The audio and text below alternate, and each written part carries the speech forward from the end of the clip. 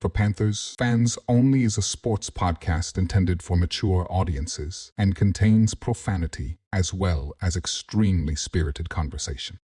What you see and hear are the sole opinions and depictions of each individual, not at all inclusive of the entire cast or any guests associated with our show. Thanks for tuning in, and always remember to stand on business.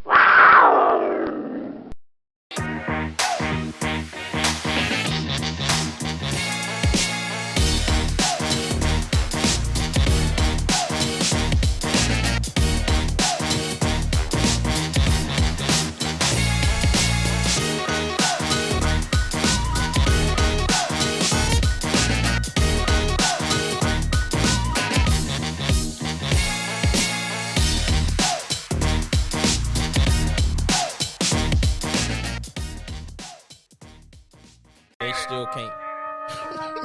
AWS. I buy what I want to buy, nigga. What's cracking? Walk in your trap and take over your trap. Niggas did a whole ritual over my quarterback. That shit is weird. That is OD weird as hell. I don't like that. That was weird. Well, you can't touch God's people. Dave Canales said week to week, or check that day to day. Cool. 1 week, we back in Green Bay. That's not what that is for that injury. I hate to tell you. I don't think that injury is real. I don't think that's a timetable. To be honest, I'm not. Andy got it. Andy fucking got it. You trust Rico, right? We'll talk about it. Well, if you get the running back one spot. What's happening? Walk in your trap and take over your trap. Walk in your trap and take over your trap.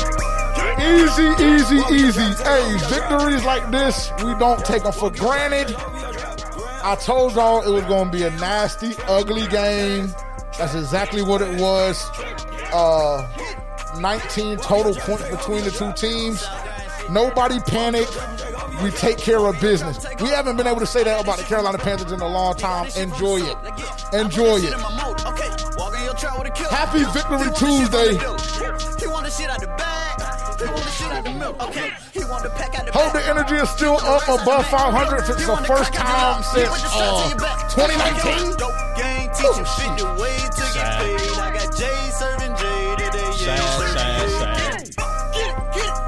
Walk in your trap and take over your trap.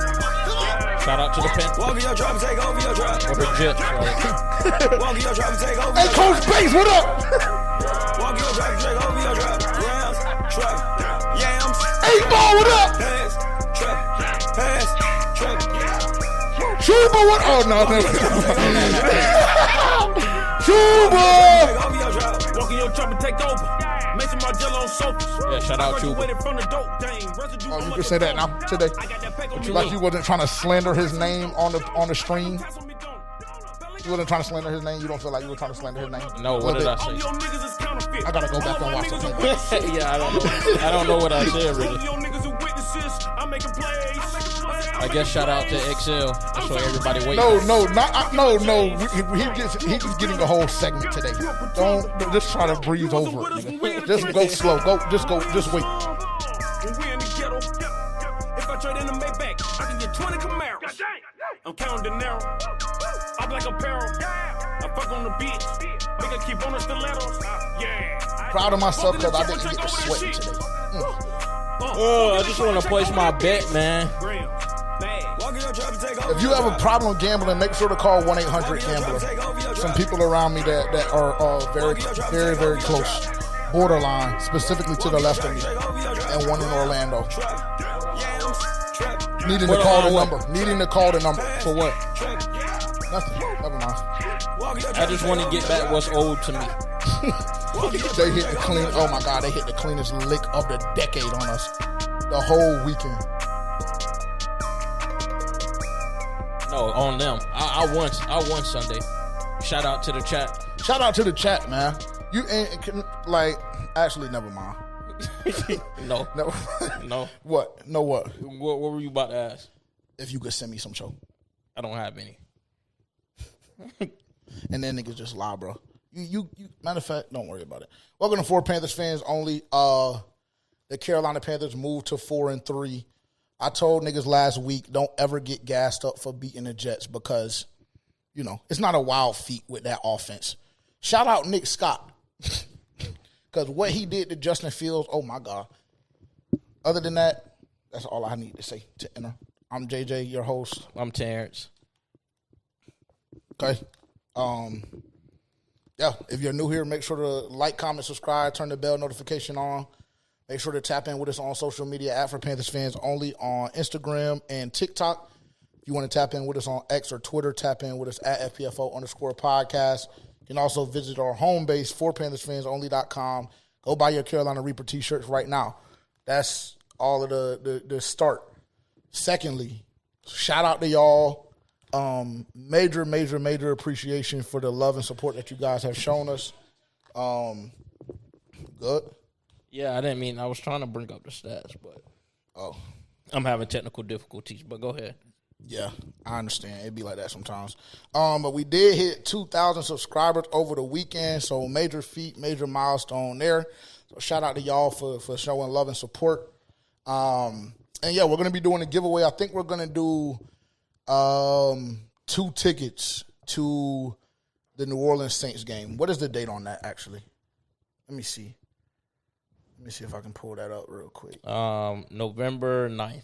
November 9th. So we're gonna you guys should have access to the link actually in the description. Let me make sure it's in Carolina. It is. Okay. Yeah, it is. November 9th, that is week 10.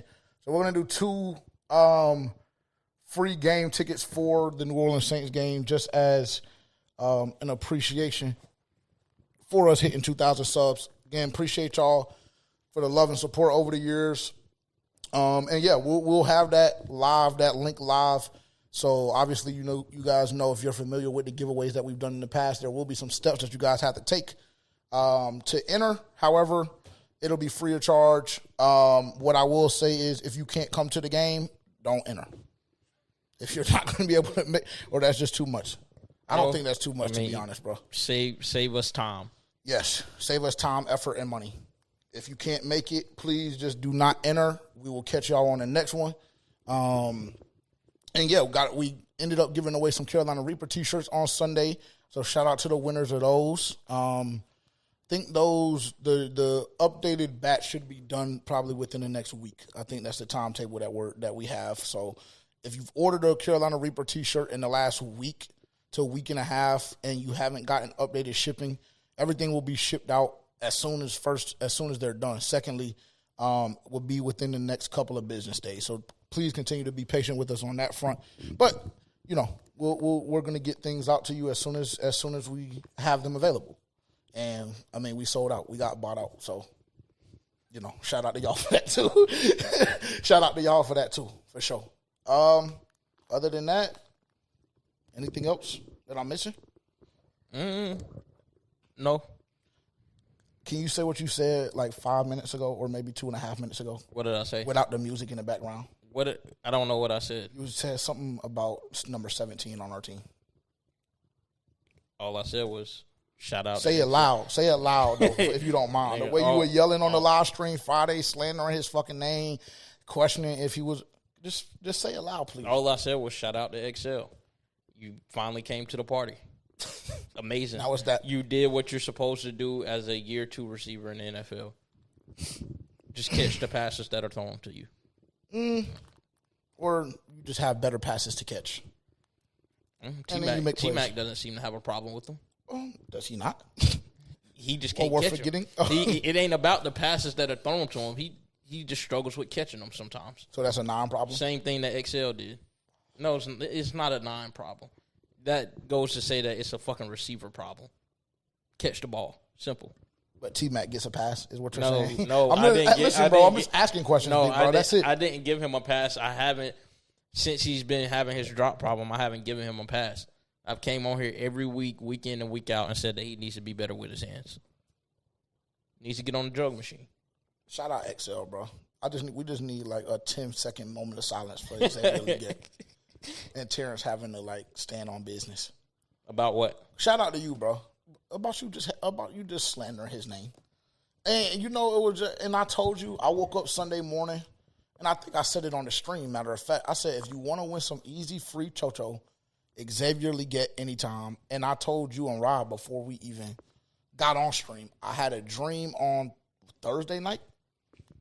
I mean, what can I say? You didn't even believe it enough to go and put that ticket in yourself. It wasn't too late. It wasn't too late. It wasn't too late. It was too late, bro. It wasn't too late. It was, bro. Because you said that you were supposed to build a parlay on stream. So you had a chance when stream started. And then they got us fucked up. We had to take like 5 shots to start the stream. Yeah, and at that point, I was able to put a ticket in. Well, that's because you forgot you introed and I had to go make a drink and do some other things. You forgot about that. No, I had time. You had time to build it. No, I didn't. I built the ticket when everybody was rolling in, when everybody was actually in the stream. So, no, you had time. You just didn't actually believe that Excel would score a touchdown like nobody in this world did. That's exaggerative. No, that's exaggerative. I just didn't believe quite enough. But next time, I just need to trust God. If he gives me a vision like that, I just need to trust my spirit and just go with it. Because he's trying to make me some fucking money. And unfortunately, I blocked my blessing. Yeah. Shout out Excel. 9 for 92. Amazing. Oh my God. Touchdown. First round talent. No, he's not. Oh, when T-Mac joins the party, we'll be A-okay. What? What did he have yesterday? What did T-Mac have yesterday? Sauce Gardner was on him. No, I'm not even being funny. I just need to know because I think that nigga 3 for 33. 3 for 33. Okay, that's not bad. If that was the Excel stat line, I would be giving him credit. So I guess I had to. Yeah, do the same. I had to do the same for T-Mac. Credit for 2 and 11. Oh, excuse me, game. 2 for 21. Don't say 2. No, it was 2 for 11. Oh, when they gave him the fucking bullshit lateral. Did he do it? Did he lateral the ball? Yes, he did. Okay, so he should have got credit for that. So yeah. Okay. But he had a huge pop play in that first half too, though. That changed the trajectory of scoring points. 2 for 21. We'll give him that. And you came on here and was, in a touchdown that game that you're talking about, Miami. You came on here and we just thought that you thought he was the best receiver we've ever seen based off of that. Well, he's the back. Same with the week before when he had like 3 for 30 something or 2 for 30 something with no touchdown. So yeah, we give T-Mac credit still. Shout out to him. He's a rookie. Yeah, and I mean the way Sauce Gardner was holding them the whole game, not just Sauce, it was everybody. They hold, yeah, and we don't get the penalties that we deserve. Like Tyrod Taylor can just throw the shit to absolutely nobody on the sideline, still inside the tackle box, no roughing, no intentional grounding, no problem. No big deal. It's the Panthers, 2 sorry teams. I guess that's what they have in their head. But now niggas got to stand on business. We're above 500. Very simple. Very simple. Cool. Yeah, I mean, that's a good feat. And being carried by Xavier Legette offensively. What? And being carried by Xavier Legette offensively. Or you're talking about just this specific game? Yes. No, I wouldn't even say that. I wouldn't even say that. Rico, he played well. 17 for 79. What is that, like 4.5? 4.6. 4.6. We'll take that. Chuba? 14 for 31. 2 yards a carry. Chuba, I'm going to defend your honor the most that I can. I'm going to defend your honor the most that I can this episode, but it's going to be very, very difficult. If it hasn't been more obvious. Well, does he get a buffer period? Can he get back healthy? Can he get back to game speed? Healthy. Can he get back to game speed? Or it's just automatically you have to come in and produce like Rico when you come back from an injury that not for 2.5 weeks? No, not like Rico. Serviceable to have that running back one tag. He wasn't serviceable yesterday. You don't think he was serviceable? I mean, he was all right. I mean, when I hear who did more with the opportunity that they had? Oh, I mean that we can't even debate that. Okay, Rico, and then going based off of that, okay. Do you think if you had to give out a running back one spot, although we know in the NFL it doesn't really matter too much, but it kind of does because with Detroit, with Jahmyr Gibbs and David Montgomery, Jahmyr Gibbs starts off the game, and they alternate series. But you always say Rico is a volume guy. Yes. So we need to get him his touches early. Yes. He got his 17. Yes, but now after what we've seen, do we think maybe let's try Rico starting out first next week? Maybe. I'm perfectly fine with how things went Sunday. I'm okay with it. I said the whole week. I said the whole entire week, literally, in multiple spaces, multiple stages, multiple platforms. If we get both of our running backs 12 to 18 touches a game, we'll be okay. Yeah. And that's exactly what happened. What? Chuba had 12 or 13? 14. 14 and Rico had 17? Yep. Perfect. I'm fine with that. Yeah, I mean, it's okay. Yeah, I'm fine. I don't care who trots out there around I'm fine with it. One. We won the game, but I'm just saying if somebody's asking me the question, Well, what is the question that has to be asked? He should be starting? Yeah. We just have to go slow. Okay. Can I just see again next week? Damn, how many weeks in a row he need to show you? Not from Rico, Chuba. Oh. Okay. Yeah, not from Rico, Chuba. Okay. And again, the game plan, the run fits a little bit different, run schemes, But I digress. I'll save all of that stuff for Dunk and everybody else that breaks it down for y'all. So then maybe y'all will understand why it's just a little bit different. But yeah, unfortunately, I'm not jumping out the window like some of y'all are.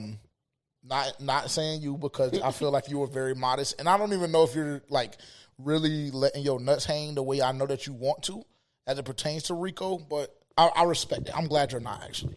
Because nobody get disrespectful and don't get out of line behind Chuba. Well, what are some things you've been hearing? We should trade him. There's a possibility that he should be running back 3 behind Trevor Etienne, I've seen. What else? It was a waste of money. Rico Dattle was undoubtedly the number 1 running back in Carolina. There's a lot of things. No, I do. I don't hate that. That last one. Why? I mean, has he not shown that in the past, 3 weeks? Let me just ask you a couple of questions, a series of questions, and you can say yes or no, and you can add additional. Actually, don't add additional context. Don't add additional context. Would you say that the Miami Dolphins run defense is sweet as fuck? Yes. Would you say that the Dallas Cowboys defense is sweet as fuck? Yep. Run defense, or really defense as a whole, but run defense. Okay, cool. Would you say that the New York Jets are a lot better than them run defense wise? Yes. Okay, cool. So would you say that numbers are a bit skewed when we look at Rico Dattle's total production over the last 3 weeks specifically? And would you also say that is a very, very tough matchup for Chuba Hubbard to come back to after being being sidelined by a calf injury? It could be. Just depends on how you want to look at it. I think that's the only way to look at it. I just want everybody to go slow. I think it's a good problem. I don't think it's a problem to have at all. I think that the fan base has made this a problem. That's number one. But secondly, if we're going to look at it like it is a problem, it's a great problem to fucking have. If we want to have an internal beef about who needs to be rolled out running back 1, cool, no problem. All right, well, let me ask you a series of questions. Do I have the ability to give additional context? No, because you didn't let me. Okay. Do you think Chuba would have had the same stat line as Rico against Miami? On the ground? Both. On the ground, yes. Or similar, yes. On the ground, similar, yes. That's my answer. No, stat line in general. No, because Rico is much more of a threat in the pass game. So absolutely not. I don't think that it would have been similar in that regard. Okay. Do you think that Chuba would have had the same production that Rico had in the Dallas game? I think it's very possible, yes. On the ground. Yes or no, bro? Yes or no? Yes. And yes. Okay. I don't believe that you believe what you're answering right now. You're just trying to, like you said at the beginning, you're going to try to defend his honor the best way you can. So I'm just telling you. I don't think you actually believe what you're saying, but do you think that Chuba would have had, or Rico would have had an even better day if he didn't even have to split carries with, Chuba? Sunday? Yeah. Against the Jets? Yeah, absolutely. He would have got way more touches. He would have had 25 to 30 touches. You said bro had how many? 14. So he would have had 31 touches. He would have got 31 touches. Shit, if he can't do more than that, more than 79 yards, then we got a problem. Even not even in regards to like more touches, but I just think just rhythm, timing, all of that, volume. But I mean, I'll put it this way. First and foremost, like I said, this is not a real problem. This is a problem that the fan base has established. But nevertheless, if we're having a conversation, because I will say, with Chuba coming back, a lot of people are not going to give that additional context that he's coming off of a lower body injury, coming back against a very, very difficult defensive matchup in the New York Jets. If we're just looking at it holistically and saying, okay, well, against Buffalo, who gets rolled out? Running back one. I'm not going to be too upset if people have the stance that Rico should be that guy, but I just want everybody to go slow as it pertains to us talking about Chuba potentially being traded or Chuba potentially being a waste of money. Because, listen, 10 very, very short months ago, maybe even 9, Chuba was the only offense that you had. Realistically. That's because Bryce was cocking off. And Xavier Legette. Oh my God! Somehow, some way, it's always going to come back to XL's the receivers as well. Nevertheless, Chuba was the only offense that you had. Would you agree or disagree with that? Yes. Yeah. So be respectful and go slow. That's just what I'm telling you and the fan base and everybody else involved, and the coaching staff. As a matter of fact, why are you telling me that? Because I don't need nobody thinking that. Oh yeah, no, Rico is the guy, and this is what. No, just go slow. I'm telling you that because I feel like this energy is just permeating off of you where you just think that Chuba is just worthless now. No, that's not the case. I just asked a series of questions. So how many touches should Chuba get a game? How many touches should Chuba get a game? I think right where he was at was fine. 14. Yeah, maybe even 12. Okay. Well, I was gonna be okay with you saying 10. So that's perfect. As long as we're on, like I said, it just falls under what I said, 12 to 18 touches a game from both backs, and you'll be okay. I don't think that there's going to be another game this season that you see Chuba Hubbard only rush for 2.2 yards a carry. I don't. And actually, if it happens, I'll pay you $100. If it doesn't, I'm not paying you anything. Oh, no, and that's fine. Okay. That's fine. I don't want you to pay. Oh, fucking amazing. Let me just go ahead and add this. Add it. I'm telling you something because I just feel like. Is it going to be barring injury too? I mean, what the fuck do you think, Terrence? Is it going to be barring injury? You think if he's not getting touches that I'm supposed to count that? Yeah, barring injury. If Chuba Hubbard is running the ball and he gets, can I add an additional piece? If he gets at least 7 touches. If he gets at least 7 touches, there's no world in which Chuba Hubbard ever rushes for 2.2 yards a game ever again in his life. And if it happens this season, I will pay Terrence $100. And Terrence doesn't have to pay me anything in any situation. Very simple. I just want everybody to go slow, bro. I just hate this. I hate that this is what we're coming to. We have to go slow, be appreciative that you're in this situation. Because next year there will be no Rico. There won't be. Unless the Carolina Panthers want to try and extend him now. Extend him now. And I just personally feel like his agent is going to tell him absolutely the fuck not. Okay. I went ahead and added that into my notes. Well, can you read it back to me and tell me what it says just so I can make sure that we're on the same page? Chuba Hubbard, if he gets at least 7 touches, he never rushes for 2.2 yards per carry ever again. JJ pays me $100 and I owe him nothing. Okay. Perfect. That's the verbiage that I said as well. Perfect. Okay, cool.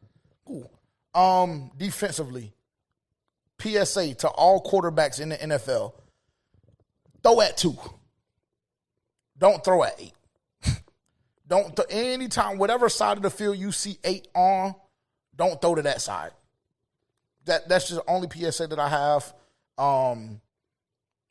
Holistically looking at the game, offense missed a couple of opportunities. The ones that instantly go into my head, the miss to Jimmy Horn, I feel like that really could have just busted the game wide open. And it would have been a pop play. It would have been good for Jimmy Horn's confidence. It would have been good for Bryce Young to connect with one of the younger guys. But nevertheless, it is what it is. There were a couple of Chuba runs where if you look at the film, I mean, our offensive line is just playing with each other in the backfield. And that's another thing that niggas don't want to acknowledge, including my co-host. Here we go. No, it's not here we go. I'm just saying that's what happened. Let's hear it. I just said there was a couple of plays in which Chuba was on the field, and there was a design run call in which some of our pull blockers were jerking each other off. That's it. And they blocked perfectly for Rico, I'm assuming. Oh, flawlessly. Oh, okay. Flawlessly. Flawlessly. I mean, it looked beautiful. But, I mean, maybe Chuba had a block lot for of the person that you want in your backfield. Maybe. That's a possibility. But I will say, like, from an offensive standpoint, it's very, very hard for me to put any stock or gauge anything on his performance at all. And I would say the same is true for the defensive side of the ball as well, because I think all of us, or at least 95% of the fan base, understands and understood coming into this game. For one, there was no way that you should have even been considered to lose in this game, or should have been in consideration that you were going to lose this game. That's number one. Secondly, I think we can all agree that the New York Jets offense is not the metric in which we're trying to base any defensive success off of. I think defensively we came in and we did a job and did what we needed to do. Now, you look at that, again, holistically, that's a great feeling and a great thing to be able to say when you're talking about the Carolina Panthers, because we've known over the past couple of years times where the Carolina Panthers just don't quite do that. So that's kind of what I have overarching view, and then we'll dive into a couple of more things. Take it away, whatever your thought process is or thoughts are. Yeah, I mean, if this was a game that you were expecting to see more scoring, terrible game to tune into. But nonetheless, the defense once again throughout the season has came and they showed up and really made their presence felt on the field. Now, obviously, you're playing against Justin Fields, who ended up getting benched. You're playing against Tyrod Taylor, who's been a journeyman for the greater part of his career. No Garrett Wilson, so not really any true receivers to throw to. But you beat a bad team that way. You should expose them for what they were lacking, and I think our defense did that through the secondary, especially up front, the linebacker play. I just think that if you're into defensive football, this is a very good game to watch. Super proud of the defense, and they were able to do some great things. Offense, very slow, but the Jets' defense isn't a slouch. Like, they have a pretty solid defense. They have a defensive-minded head coach, as we talked about going into this game. But, I mean, nonetheless, to only hold a team to 6 points, that's great. And the offense, they scored when they needed to. Obviously, there were missed opportunities where we could have put more points on the board, but there wasn't for 1 second in this game that I felt like, that made me nervous or, I thought that the Jets really had a chance to, pull away or make a statement or anything like that. So I think it was a great team effort. And, what's that, 3 in a row? Yep, 3 in a row, 3 out of the last 4. Yeah, 3 in a row. You finally get one on the road. This is something that you need going into next week with Buffalo coming into town.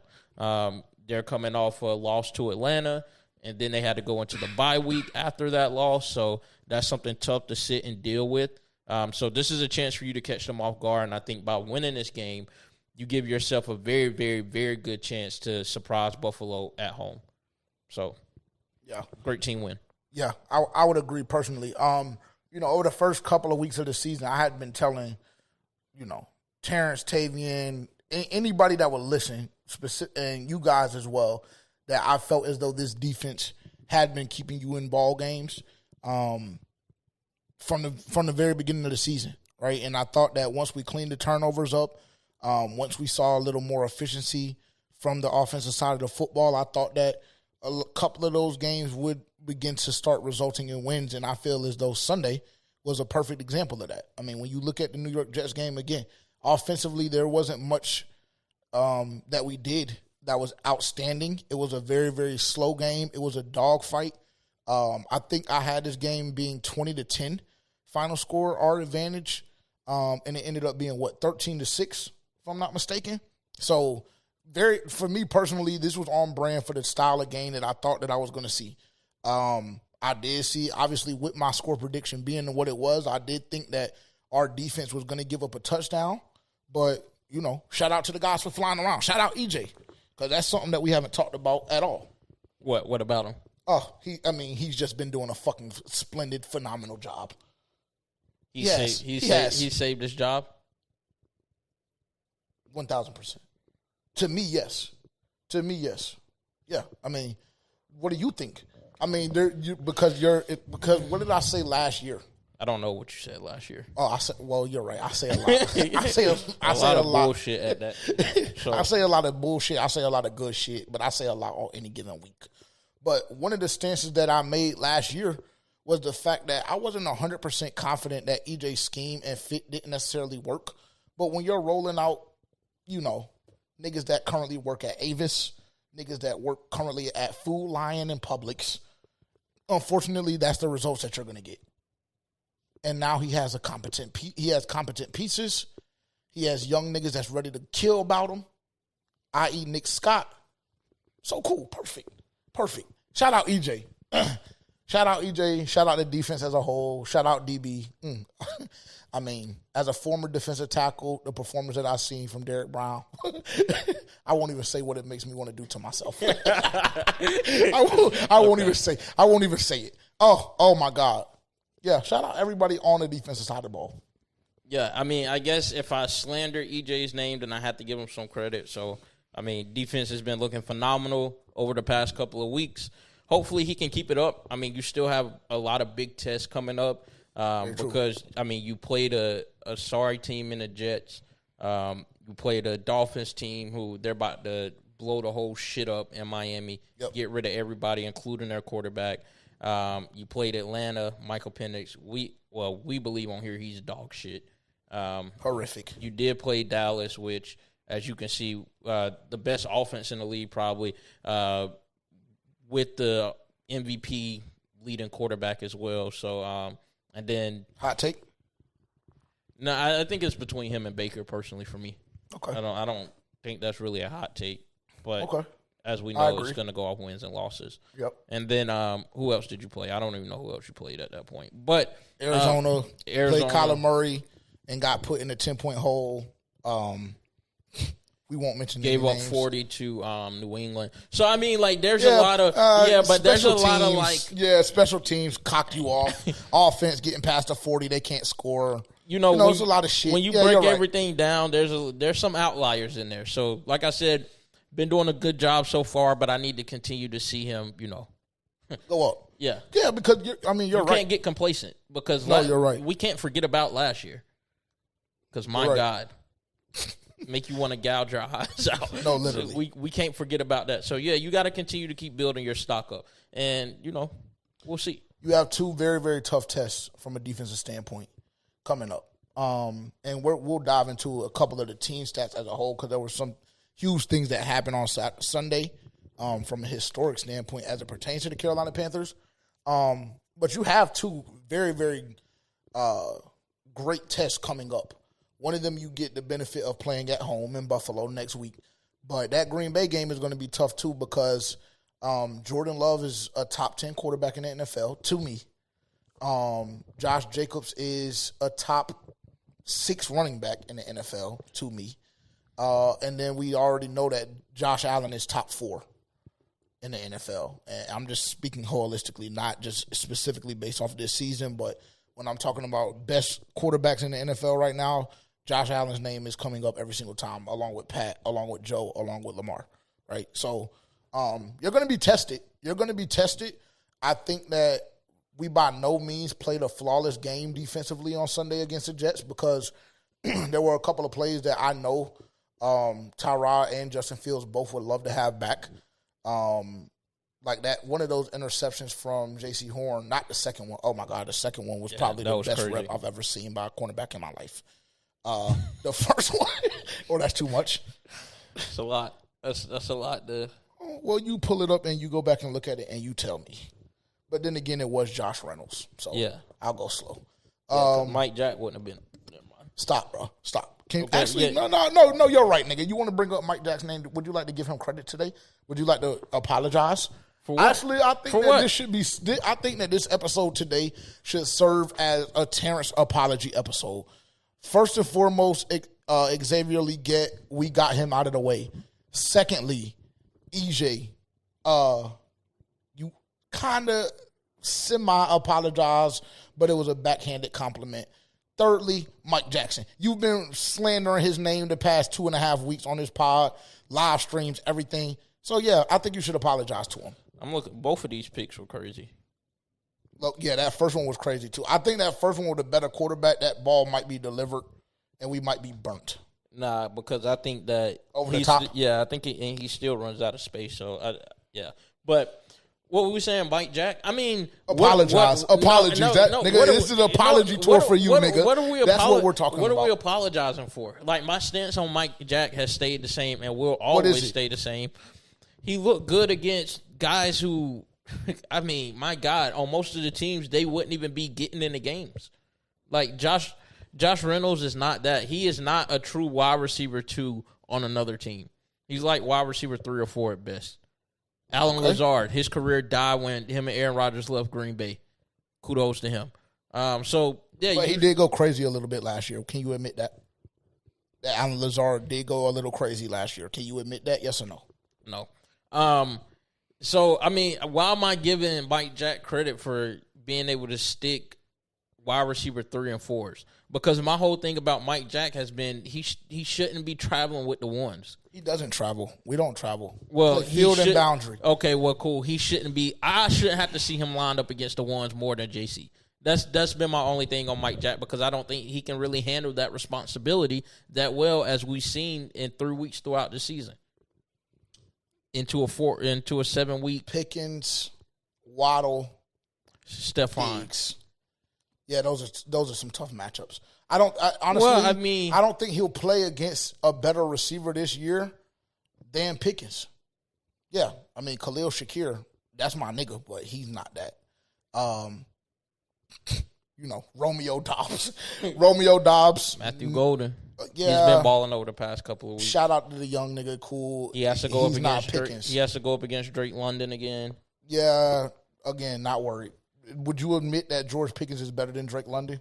Yes. Okay, cool. And who else? Oh, well, then again, we do have to play Mike Godwin and Emeka. Yeah, so that's going to get very bad for...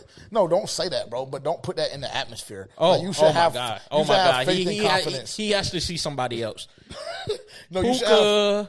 Oh, shit. Oh, my God. Shit. Hey, Mike Jack... Shit. I don't need to see him take that assignment. That is the game where we need to start traveling. I don't need to see him take that. Fuck Puka. We good. Okay, well, then he has to go see Devontae, who just had 3 touchdowns. Oh, my God. Yeah, so either way, we're going to really see what Mike Jack is made of when we have to play them. Well, hopefully our front seven can continue to do what they did on Sunday. 6 sacks from them, 1.5 from Scorton, the rookie. Love to see that. We have a bet on him, right? Yes, 5.5. He's 4 away. He's 4 away. That's it? Yeah, okay, he's cool. 4. Yeah, he's 4 away. He's 4 away, and he's been very, very close. He's been very, very close. Let me pull up the stats here. I have them.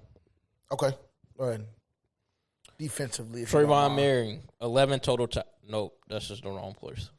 Wrong place. I lied. It's okay. I got him. Derek Brown. Probably the best defensive tackle in the fucking NFL. Yeah, a man amongst boys. Every single week. Literally. Yes, every single week. 7 total from him, a sack. Check that, 2 sacks and 3 PBUs. As a defensive tackle, transparently, there's no better game to be had ever.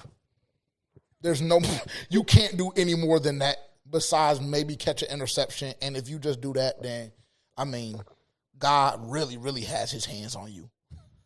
But there's not going to be any game, probably from a defensive tackle that you see all season in the NFL where that stat line is the final stat line for a defensive tackle. 2 sacks, 7 totals, 3 PBUs. Phenomenal. Nick Scott has 7 tackles as well. Also caught a body. Shout out to Nick Scott. Yeah, unfortunately, nigga, we don't give a fuck about that 15 yards. And that shit shouldn't even have been a penalty. If you just want to have an honest conversation about it, it shouldn't have been a penalty. Tell the nigga stop sliding late. Yeah, I mean nowadays they're trying to handicap the shit when it comes to defense. But yeah, it was a late slide. And we know Justin Fields is a runner. So at that point in time, unfortunately, I'm just not going to be able to stop myself from, trying to kill him. Yeah. Yeah, I mean, and shout out Nick Scott because that's exactly what he tried to do. We always talk about on this podcast, anything moving, you try and kill it if you're on defense. Shout out Nick Scott because that's what he tried to do. And they mobbed on him afterwards. Yeah, but unfortunately we let our nuts hang and we were good. Everybody good. I seen Trevon take a nigga's helmet off, bitch, and threw it. Go get that motherfucker. Seen Trev come in. Yeah, I liked what I seen after that hit too. They did exactly what they're supposed to do. If a nigga is about to, actually not even about to, if a nigga knocks your quarterback out, you're supposed to try and kill him. And that's what they tried to do, and the Panthers held their ground, and so did Nick Scott. And I'm not even a huge Nick Scott fan, but shout out to you. You gained some brownie points in JJ's eyes because anytime some shit is moving, and we just unfortunately had to take 15 yards, who gives a fuck? Also, I don't know how Ransom got a 15-yard penalty on that play after the case when niggas was, sliding on us, throwing punches, doing everything on God's green earth, and somehow we're the only one that end up with penalties. It's okay, though. We didn't give a fuck. Cool. Field goal, that was one of two that they made the whole day. So, shout out to them. Oh, I'm sorry. I need to continue. Yes. Christian Roseboom, 7 total tackles. Christian Roseboom did not have a good game Sunday. So, don't let the stats mislead you or misguide you because that's like one of those games in which he had that 135 with the Rams last year. Sunday was one of those games. Merring, 6 total, a sack, and an additional quarterback hit there. Where else? Ashawn had a big game. One of the sacks, one of the 6, 4 total tackles for him. Mike Jack, 4 total tackles, 3 PBUs. Trevin, 4 with the PBU as well. Let me see anybody else. Let's look at the rookies. Nick Scorton, 2 totals, a sack and a half for him. And then Princely. Where's Prince? Oh, half a sack. Good. Half a sack for Princely as well. So, love to see the progress from those guys. Also, I'm going to say DJ Wanham has been very, very, very, very, very underwhelming this year.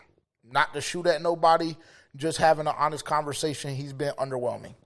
He's been extremely underwhelming as we move forward in the season, as we progress, as we play tougher teams, tougher quarterbacks. DJ Wanham is going to have to take a step forward because right now it's been underwhelming. The effort, for one, the lack of plays being made.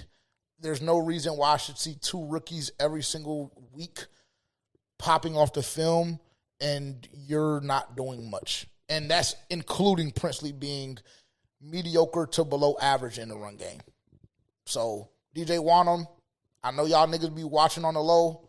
We got to get it moving, bro. Because with Pat being down for the year, first and foremost, phenomenal job from the front 7 and even being able to create 6 pressures, let alone sacks with Patrick Jones, your leading pass rusher in my head, going down for the year this week. So, huge round of applause to you guys in that regard. But we need more from DJ Wanham. All of that being said, we do. It just has to happen. If you want to continue to be successful, if you want this defense to continue on the path that we're on right now, we have to have other guys step up and fall in line, bro. And DJ Wanham, when he came off an injury last year, he was one of the better pass rushers that we had seen in a minute from a consistency standpoint. He was one of the better pass rushers for the Carolina Panthers we have seen in a minute. This year, we have not seen that flash occur yet. We just have to step up. We have to step up. Let me see. There was a stat that I had from Alex Zetlow as it pertained to the defense. Let me see if I can pull this up real quick. So for the Carolina Panthers, fewest points allowed on the road since October 2017, with a total of 6. Huge there. The longest run allowed was 8 yards versus the Jets. That's 3 straight weeks of preventing a 10-yard rush. If you would have told me that this defense was going to be doing shit like that last year, I would have thought that you were smoking crack cocaine. Just in full transparency. J.C. Horn's 2 interception day is the first for the franchise since James Bradbury did so October 2019. So a lot of firsts in this decade. Yeah. So when I come up here and I tell you, nigga, just get on your knees and apologize to EJ, That's all you should do. No. It shouldn't be, you gave up 40 plus to New England. No, bro, it shouldn't be all of that shit. Bro, I gave him his credit. What more do you want? Nothing. I just want you to say, EJ. Actually, I want you to say, Uncle EJ, thank you. not gonna happen. That's what I want you to say. Uncle EJ, happen. thank you so much for making this defense look a lot better. And Uncle Dan, thank you so much for getting pieces in here that are competent. That's who I should be thinking. Dan Morgan. Actually, you know what? Never mind. Don't even worry about it. Shout out Dan. Now it's that. But EJ gets no credit. I did give him credit. I gave him credit at the beginning of the segment. But then you said, that's what I should be thinking. So you should be thinking, okay, got it. No worries. Don't worry about it. Don't worry about it. Offensively, let's look at some stats here real quick. Let's see. And I guess we should knock out PFF grades too while we're here, right? Since we have it all. Bryce Young, 15 to 25, 138, 1 touchdown. We're going to talk about his injury as soon as we wrap up with PFF stats as well. Rico Dattle, 7 carries, 79, or check that, 17 carries, 79 yards. Rico. Chuba, 14 carries, 31 yards. Bryce, 2 carries for 10. Jimmy Horn, 1 for 7 on the, was it end around or reverse? But it was, whatever it was a very nice play design. Xavier Legette. Let me just pause. Xavier Legette, because that's the first name I'm mentioning.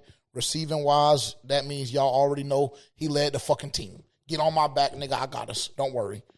Y'all want us to end the game? Matter of fact, y'all want to score the first touchdown of the game? Throw the bitch up to me. Y'all want to end the fucking game and go ahead and get the first down and end the game and end the fucking game, nigga? Just throw the ball to me and I got it. I'll take care of it, damn it. Don't worry about it. I got it. You're right. They didn't throw it up to him.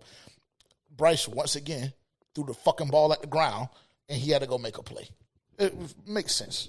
What? Well, that's just the ball. That's just the way that. That's the way that I saw it. That's the way that I saw it. I saw Bryce escape pressure, escape out of a sack, and then Excel did what a second-year receiver should do. When your quarterback is moving, you move. You move. And then when he got separation, he put it in the bread basket.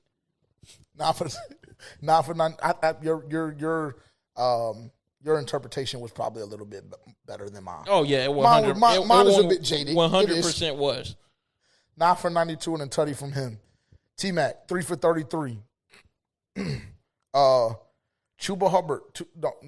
It's enough. What the fuck are you doing all of that for? I had a little... Is he the best receiver on the team? Tickle on my throat. Pause. Huh? Is he the best receiver on the team? Is who the best receiver on the team? T-Mac. Oh, by far. Oh, okay. Yeah, by far. He could be one of the best receivers in the league if he caught the fucking balls that he dropped too, though. We want to really have that conversation. One could say the same about someone else, but okay. Yeah. Maybe. 2 for 24 for Chuba, 2 for 24 for tight end 1. I tried to tell niggas week 8, week 9, yes, Mitchell Evans will be tight end 1. I said that shit all the way back when we drafted him in April, and it just seems to come to fruition. Or it seems as though it is coming to fruition. 2 for 24 from him. Love what he adds in the run blocking defense or offense rather. And then he's just very consistent. Very consistent all across the board. 1 for 8 for Jimmy Horn, 1 for 17 from Rico. That was a big one coming out of halftime. Was that coming out of halftime? Maybe it wasn't. Maybe I'm blazing and thinking about the Dallas game. And Jalen Coker did nothing this game. Oh, Jalen Coker out there getting cardio. Hey, no worries, though. I understand you on IR. You will need to work back the game speed. Yeah, I was going to say, if you're going to say the same thing about Chuba, then you have to extend that same grace to Jalen. Oh, 1,000%. Okay. And his was a little more severe. Yes. Because it landed him on IR. It was a quad injury. Cool. No worries. He has about 2 more weeks. He has 2 more weeks if he can make it. Until what? Until what? Until I start fucking slandering and ridiculing his name for just being out there dicking off. Until then. Because God forbid Xavier Legette plays a full game and the stat line is 0-0-0 with 1 target. God forbid. Could I interest you in something? Yes, sure. Why not? I was going to say he probably has a game where he has that. No, I don't think that you can find a 0-0-0-0. Hey, I'm just telling you. I'm find a 2 minus 8. You can find a that's 2 fucking worse. Or you can find that's an 8. Worse. You can find an 8 2 minus 8, and we all know that those targets were just bullshit. That's worse. In the game with negative yards as a receiver, and you want to talk about someone who ended it with 0? Yeah, I mean that would mathematically be worse. Yeah, right? exactly. So fair enough. So yeah, don't do it, bro. Just don't. Well, I'm just saying Jalen Coker was out there getting cardio. Can we agree on that? Yes or no? But his cardio is a little more acceptable because it's Jalen Coker, and fans are more in love with him than XL. Because he's done more. Don't just say there. I'm just asking questions, bro. You didn't ask a question. You said fans. I made a statement. Sorry. Yeah. Don't just say that and not give context on why he's done more. Okay. No problem. No problem at all. Hey, Jalen Coker, check this out. Since this nigga wants to do this, cool. You have probably 2 more weeks to get your conditioning back, feel the speed of the game back again, everything like that. After that, please don't allow me to see 0-0-0 and 1 target. Because unfortunately, as I'm sure you already know, as everybody on this cast knows, I'm more than likely going to slander your fucking name. So, and if y'all ridicule me, chat, X, if y'all see this video, whoever y'all want to ridicule me, so be it. What the fuck is new? I don't give a fuck. But he has about 2 more weeks. And another caveat, he needs to finish the damn season healthy. I don't need to see another soft tissue injury at all. Not a damn one. Because then I'm going to be saying go back and get Adam Thielen before the deadline. No. Absolutely not. That's horrible. Well, not really. That nigga only has like 6 catches on the whole year. So why the fuck do we want him back? Well, because I think that he would be way more beneficial in this offense than he is in Minnesota's. Because I think that Bryce is better than Carson Wentz and J.J. McCarthy damn near put together. Well, I mean. Yeah, that's just probably not true. Top 5 PFF defensively. Derek Brown, the king himself, nigga, 85.8. JC, 84.9. It's just such a phenomenal feeling when you have stars in the building, you pay them their chocho, and then they proceed to do what they need to do on the field and be great. And in this case, from both of these guys, be legendary. Also, J.C. Horn had 2 interceptions on Sunday. We didn't talk about that while I was going through the stats.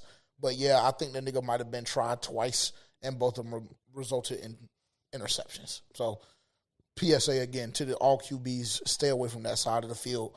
Go try Mike Jackson and Shaw Smith-Wade.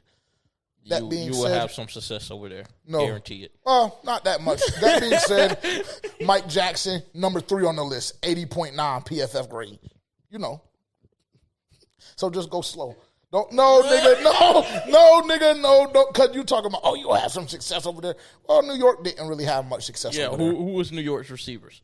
Josh Reynolds, Alan Lazard, Williams, Mason Taylor. Now Williams, and niggas don't even know their full name.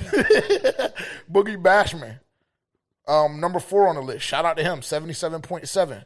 And wrapping it up, Trevin Wallace, 74.4 at number 5, the lowest ranked. And this guy is getting quite familiar with this location on the list. Lathan Ransom, 42.7. Christian Roseboom, 47.9. And then DJ Wanham at 16 with a 52.4. Cool. I'll just move because we're on a 3-game win streak and there's no time to slander. We have to move on to Buffalo. So just know I am taking notes and I am having my eye on niggas specifically on that All-22 film because we came on here and we said Lathan Ransom needed more reps. And ever since he started getting more reps, he's been cocking off. So, you know, maybe EJ and the coaching staff knew what they were doing in that regard by kind of minimizing his reps the first couple of weeks in the season. Offensively, Ikem Ekwonu, shout out to him, 81.2. That's huge. That's major from him. Xavier Legette, 76.6. Andy Dalton, 76.1. That's why I keep trying to tell everybody just go slow. Don't panic. Mitchell Evans, 73.4. And wrapping it up with Taylor Moton with a 70.7. And then I guess we'll go one step further and say Rico was a 66.2. And Chuba was ranked 15 with a 53 flat. Jatavion Sanders was the lowest graded tight end, lowest graded offensive player with a 44.4. And Jalen Coker was shortly or just slightly above him with a 50.8. Yeah, so that's that on that. Bryce Young. And I'll just start this thing off by saying, everybody just relax, please. Everybody just relax. First and foremost, this injury is not as severe as you were led to believe when the picture started coming out with him and being in the boot. It's just not that severe. I think that, like we heard Dave Canales say, he struggled putting weight on it. I understand that, and I think from a precautionary standpoint, the right thing to do was to put him in a boot just to make sure we did what we needed to do to go ahead and start the rehab process. Yes, it's not that severe, but it's also a longer recovery time than they would have let you on to believe. I don't think so. I think it is. I think let me say this, and you may agree or disagree, and obviously we can have a conversation. I believe that if this was week 17 or 18 and the Carolina Panthers had a playoff berth on the line and we had to play Buffalo at home, or this was a playoff game or an NFC wildcard game and we had to play whoever on the road, I genuinely and thoroughly believe that Bryce Young would be good to go. Because the shit wasn't that bad, bro. Yeah. It was not that bad at all. But just based on what a high ankle sprain is and just when we usually see that injury, it does carry about a 2 to 4 week time frame. Yeah, 1,000%. And yes. with this training staff, one is something to mention that, he might need. They've been doing a good job this year. Coming back in 1 week, I think that I'm telling you, if there was a playoff berth on the line, I believe Bryce Young would be ready to go. I think that this coaching staff and this organization acknowledges the next 2 games already as being potential losses, and I know their fan base is going to feel a certain way about that, but we're just going to have an honest conversation. I think that this organization and this coaching staff already acknowledges that, maybe we're going in the right direction. We're taking steps in the right direction. However, we're not quite on this level yet. We're not quite there yet. If Bryce Young can't go, or let's say he's going to have to take a couple of Percocets to play on Sunday. If we have to do all of that, then let's just sit him out. No point in potentially fucking up his confidence. No point in him taking any more slander or criticism than he has to if we do come out and lose these games. Let's just take it slow. Let's go slow. Give him ample amount of time to recover and be healthy, and then come back against either Green Bay or come back against New Orleans back at home. He'll be 1,000% ready to go off of a couple of weeks of break, and we're going to make that push from week 10 to week 18 to go make the playoffs. That's what I believe this approach is. I think genuinely if Bryce Young had a playoff berth on the line, that he would be green and ready to go. And that was re-emphasized to me with Canales putting him or listing him as day-to-day. I really genuinely believe it. And then they come out and say that the team only believes that he's only going to miss 1 week. So if that's the case, that tells me that you damn near could go this week. If you're day-to-day and they're only saying that with a high ankle sprain, quote-unquote, you're only going to miss 1 game, I believe that you can go this week. We're just being precautious. That's how I feel about the injury. Yeah, but don't say we're good, though. We're not. I think we are. With Andy? Yes, and the reason why I say that is because I don't think that there's been Now, I will say, because I was having this conversation with Dylan earlier, there have definitely been some plays and some throws that Bryce Young has made that Andy would not have made or had the ability to make in certain situations. And just being able to, one, extend plays, and then also defenses having to prepare for a mobile quarterback. Like, Bryce isn't super mobile, but they know that he can run the ball. And yes. I think being that defense will have to prepare for that, you don't have to prepare for that with Andy Dalton. And then I also think the last couple games we've seen Andy Dalton play, he's looked like shit. Yes. So I agree with that. I don't think that by any stretch of the imagination we're good. I think that these games were going to be hard to win with Bryce Young, but I'm damn near under the belief that with Andy Dalton, we're fried. That's me personally. Yeah, I That's disagree. just me personally. I disagree. Okay, well, I disagree. Your defense is playing at such a high level that they're going to keep you in the game. They are. The defense is playing at such a high level that you're going to have an opportunity to win both of these games. And I will tell y'all this too. Do not fret. Do not be fearful because, to be honest, Buffalo, to me, I just don't know if they're living like that, specifically with all the injuries that they have. Green Bay, them niggas never really moved the needle for me personally. They never did. Now, you can say, oh, you have to go to Lambeau, you have to do this and that. That may contribute to it. But the next 2 weeks, this to me serves as an opportunity for this team more so than anybody else to actually have, like, out-of-this-world confidence. Because I already think that we're playing with a different level of swag and confidence that we haven't seen in the past half decade damn near. I already feel like niggas feeling like they that already in the locker room. They're not going to come out and say it publicly because we know the image that we have, you know, we little bro of the NFL. But I feel like niggas' dicks is getting a little heavier in the locker room, realistically.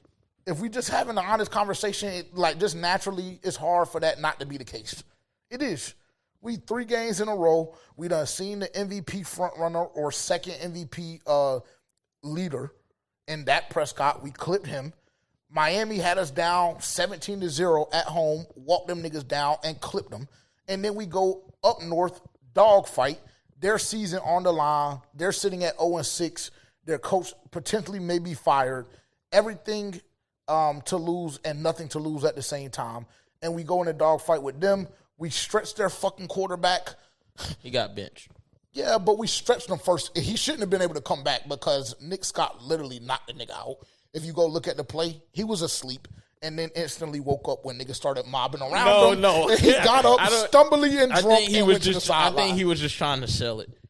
But if you see somebody get knocked out, you know they ain't popping up that fast like that. Well, no, but the thing about it is I know niggas that will get knocked out and have gotten knocked out, and they'll be asleep for a second and a half, and then they wake up and they stand up, and then they're just drunk. That's what I saw from Justin Fields. That nigga was stumbly drunk, and then niggas was mobbing around him. He instantly goes to the sideline. Nevertheless, I feel like niggas feel like there's not really many teams in the NFL that can fuck with us right now. Yeah, I mean, I'm sure that they would really, really feel like that if they had their QB1. Well, I would agree. But I don't think that really changes anything on the defensive side of the ball. Defense is going to keep you in the game every single week. Yeah, that might be true, but do we think Andy Dalton, based on what we've seen from him, has the ability to come in and move the ball efficiently? I'm going to say yes. I'm going to say no, but I hope so. Okay. I mean, we can agree to disagree. Because I think he's dog shit, personally. Because I think if he was, what you think he is, then What do I think he is? I think that a nigga can throw for 152 yards. And I think that 152 yards with this run game, the way it is, with you playing a Buffalo Bills defense, run defense that is below average, you should be able to run the football, once again, like we saw, 14, 12 to 18 times a game per back, right? So that's going to land you at, 36, 34, 30 times a game, somewhere in that range? If you can do that, then, nigga, we don't really need you to do much. Just manage the fucking game. When it's 2nd and 5, 3rd and 5, whatever the case may be, execute on this little out route, this little stick route, this little option route. We don't need to try and do too much extra. We don't need to be throwing no vertical, nothing crazy, nigga. Keep the bitch on the ground. Defense, keep us in the game. Andy, when you have to make a throw, just make the bitch. I think as a 16-year veteran quarterback that has done it at the highest level, he's still very much capable of that. I do. That's my sell to you. Yeah, it didn't move me at all. Okay. So, I mean. Why? Yeah, because I'm going off his fucking resume. I'm going off what I've seen last. No, you're going off of the fucking preseason. No, I'm going. Okay, I'm going off of what he last put on the fucking film. Nigga, you think Andy Dalton gives a fuck about the preseason? No, I think that we should care about what he last put on film. What did he last put on? I just told you he was the 4th highest graded player on the offense, PFF-wise. Did you see the game? Of course. Well, I will say I was seeing it a little blurred. I'll say it that way. But I've watched it back twice. He's not that. I will say there were some throws that I wish he could have had back, but I think that he operated the offense fine. when the game was on the line and we had a chance to end the bitch, XL did just like that. Told him throw that bitch up. And what did he do? He threw a little punt right to him and dropped the bitch right there. Yeah, I think that will be okay, bro. We'll see. Because it's not, can I just say something? So do you think we're winning Sunday? I'm going to save that for Friday. Because I need to do more research and see. Now you need to do more research. Yes, I need to do more research and see on Friday. Well, I have my answer. Yeah, because nigga, but you didn't think that we were going to win with Bryce. So that's not really the fact that you didn't think we were going to win with Bryce. Only thing that does is I thought it would be. I thought it would be a close game. I still think that it's going to be a close game. These niggas. See, I know what you're trying to do, bro. I know what you're trying to do. You're trying to rage bait me. That's number one. And secondly, you're like trying to play this fucking. I'm just too cool to say that my team is them niggas. I know what you're trying to do. I get it, nigga. I'm trying to tell you something. None of the games that we've won this year have been really, actually, they're going to slander me for this, but I don't give a fuck. None of the games that we've won for real this year are because solely the performance from Bryce Young. It's just not. He's been a phenomenal game manager.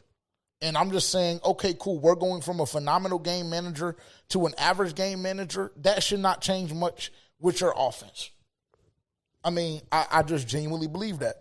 I think that Miami game was probably the closest game that you could look at and say, okay, this is the game specifically we won because of Bryce Young. Maybe if you want to say that, because I would even say, all right, that's the case and that's fine, but we almost got clipped because of Bryce Young too. Or if you want to go to the Dallas game, phenomenal. 10 for 10 when we were trailing, right? 10 for 10, 125 yards, perfect passer rating. All of that is phenomenal and it's great. And this is not me slandering Bryce Young or anything like that. I'm just telling niggas that there's not really much that Bryce Young has done this year as it pertains to game flow and the things that we've been able to accomplish that are just automatically taking us through the roof based on his performance. It's just not. And with that being said, yes, I believe Andy Dalton has one, maybe two great weeks in his system, just like we saw with Vegas last year. No Bryce Young, no problem. Let's go sling this bitch around. And I'm not saying that Vegas is Buffalo by any stretch of the imagination, but I saw Andy Dalton operate this offense perfectly fine. I did. I've seen it. I've seen it happen already. And then, yes, did he get dick put in them by Chicago the following week? Yes, he did. Absolutely. Or was that the week after? I don't know. Nevertheless, he got benched again. Yes, he got in a little wreck. His thumb got fucked off a little bit because they were done with Bryce at that point in the year. I think maybe you don't remember that. Maybe these fans don't remember that either. I know we have amnesia sometimes and we just forget shit. But yeah, unfortunately, I'm just not just laying down and tooting my ass up because Buffalo is coming to Charlotte. Just not doing it. And I'm not doing that because we have to go see Green Bay. I'm honestly under the belief. We know how you are. Yeah, nigga. Well, yeah, niggas know how the fuck I am. Niggas know how I am. It ain't many teams in the league that's fucking with us right now. Simple. Who the fuck are we going to see that's going to blow us out? No fucking body. Nobody. So, yeah, unfortunately, nigga, we have a shot. And I will say, if niggas come out, we win the toss, we defer, and kick coverage goes out and kills something, it's going to spark the whole stadium up, and then at that point, the game is wide open. Very simple. Very simple. Minimize James Cook, which we'll have no problem doing because our rush defense is just splendid. Minimize James Cook. Contain Josh Allen. Everything else will fall into place. If we get beat by Khalil Shakir and Keon Coleman, so fucking damn it be it. Simple as that. Then that means you ain't containing Josh Allen. Well, when I say contain Josh Allen, I mean if that bitch breaks the pocket, you try and kill him. When I say contain him, that's what I mean. Because that's a tall task. It is. No pun intended. That's a tall task. Kill him. Last year's MVP. Rightfully deserved. No. See, I knew that's what you were getting at. No, unfortunately, no, not really. He played phenomenal football, but Lamar played better. So, not rightfully deserved. Not rightfully deserved. They felt sorry for the nigga. They felt sorry for him. Every year he's performed at that level, somebody else has clipped him. Okay, cool, here, damn. One of those types. Here you go. Little stroke of your dick. Shout out Josh Allen. For what? MVP. Shout out Lamar, nigga. He not even on the field right now. Yeah, and you see what happens when he's not. They become pedestrian. Well, that might be the same that happened when. Never mind. What? When Bryce? Are you using your platform right now to compare Bryce Young to Lamar Jackson? I'm just asking, nigga. Is that what you're doing? Just more so like, your QB1.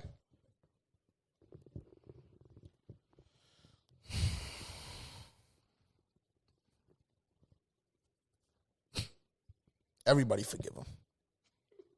That's all I'm going to say. Just forgive him, please.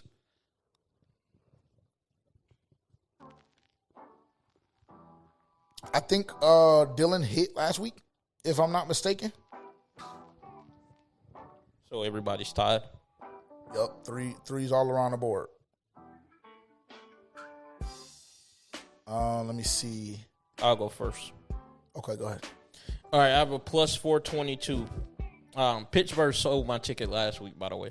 But I have SMU money line against Wake Forest. I have Cincinnati money line against the Jets. I have the Patriots money line against the Browns.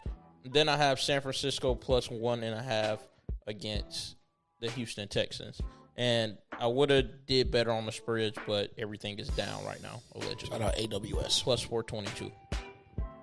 Dylan. Let's go Dylan. Rico Dattle, anytime touchdown scorer against the Buffalo Bills.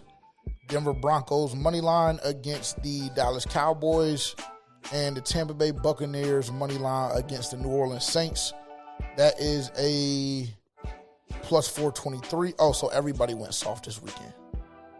Okay. Plus 423. So I don't feel as bad about my ticket. This is a plus 446.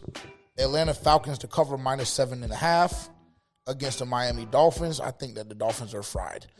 San Francisco 49ers money line against Houston.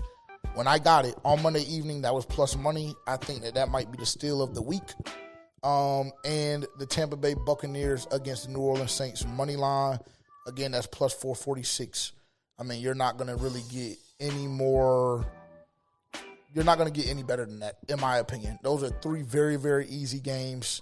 2 of them are at 1 p.m. The other one is at 4. So then you'll be able to build off of that, and you'll be able to get tucked in Sunday Night Football. You just have to build your own parlay on that front. Very simple. Are you going or no? Okay. So yeah, I think the leaderboard, like I said, what is it? Threes all around? Threes all around. I mean, that nigga, as soon as his ticket hit, Dylan sent that shit. That's how you know a nigga ain't won in a while. they get the fucking jumping out the window like that. Yeah. Let me see. I tried to get Rod in this shit too, so he could start sitting and competing, but he ain't really living like that, I guess.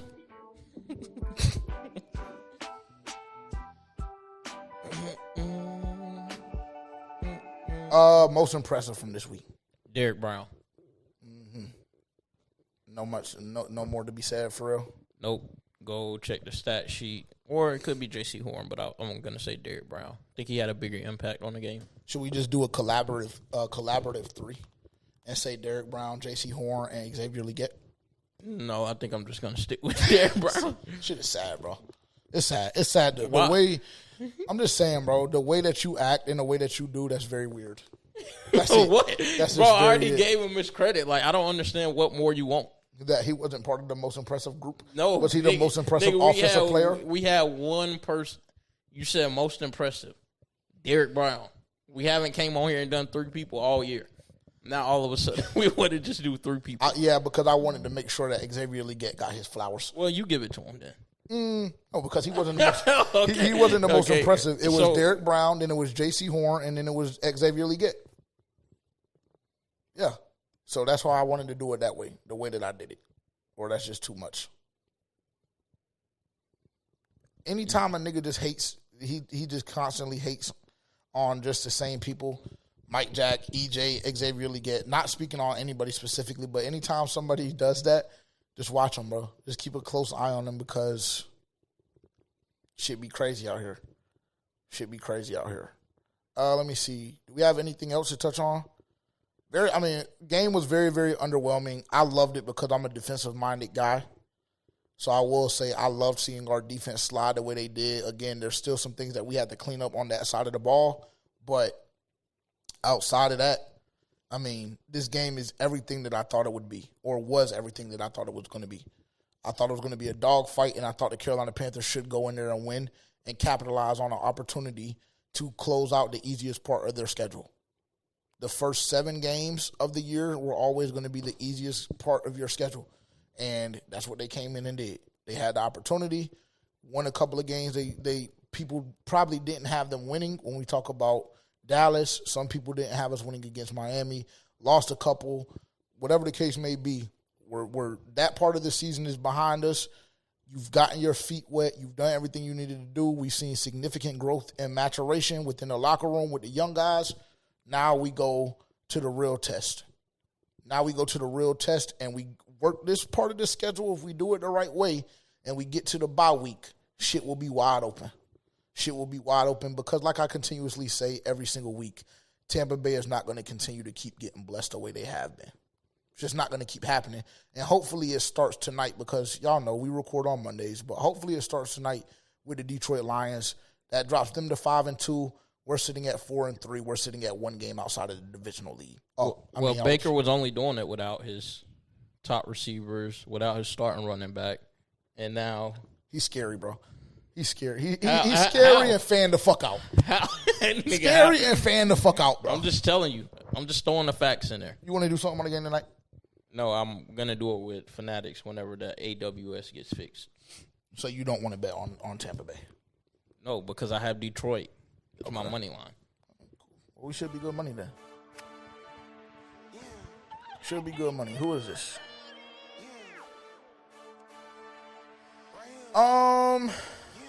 Yeah, that's all we got, bro. Nothing too crazy. Shout out to everybody that joined us on the live stream Sunday.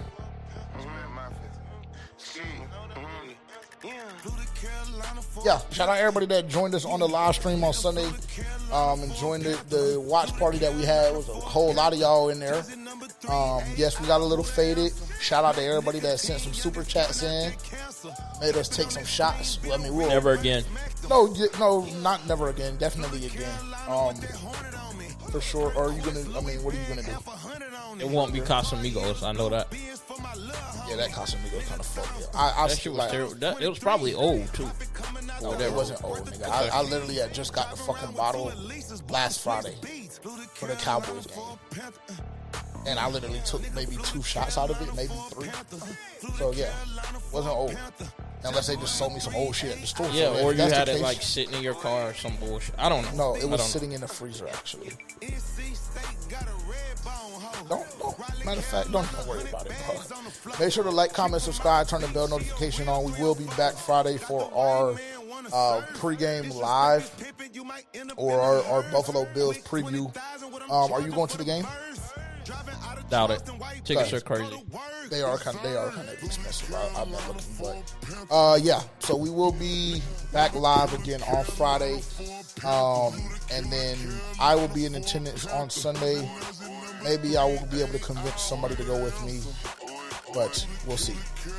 Other than that, appreciate y'all tuning in. Make sure to copy your Carolina Reaper tee for PanthersFansOnly.com, and we will talk to y'all very soon. Peace. Number 3, 8 out, who the answer?